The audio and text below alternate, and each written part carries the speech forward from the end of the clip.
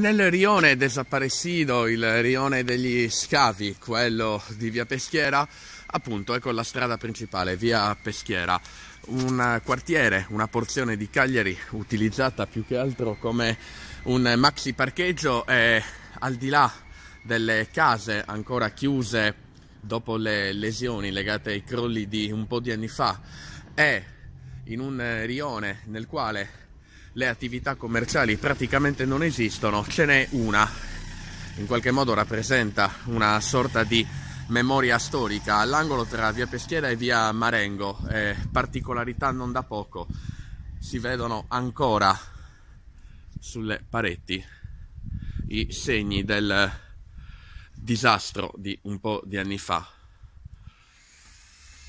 Allora andiamo a cercare un po' di capire qual è l'aria che tira nell'unica attività commerciale. Luciano Pugedu è il titolare ed è anche l'unico venditore nei fatti, l'unico commerciante del rione di via Peschiera, il rione dei crolli. Qual è la situazione 2017 a dicembre? Praticamente siamo in uno stato di attesa per la prosecuzione dei vari lotti già appaltati dopo che è stato completato il primo lotto che ha permesso una parziale riapertura delle strade.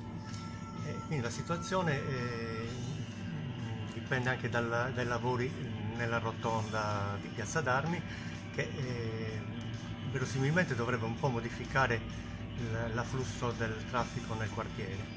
Un traffico che non è più come qualche anno fa? Beh, sicuramente no, il traffico si è ridotto e il quartiere un po' risente di questa situazione, visto che siamo anche un po' isolati.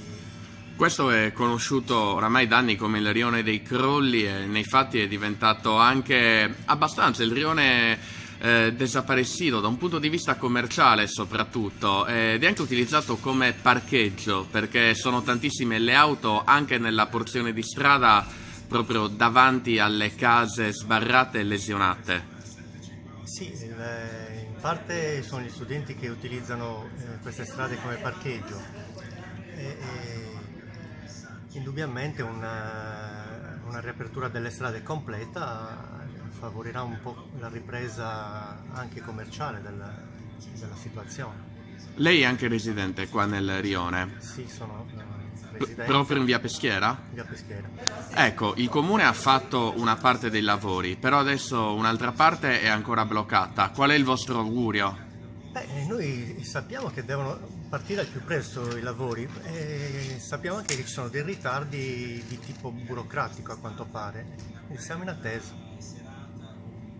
Magari un regalo per Natale, lo start dei lavori? Ma sì, ce lo auguriamo, ma propendo più per l'anno prossimo, per quello che si vede.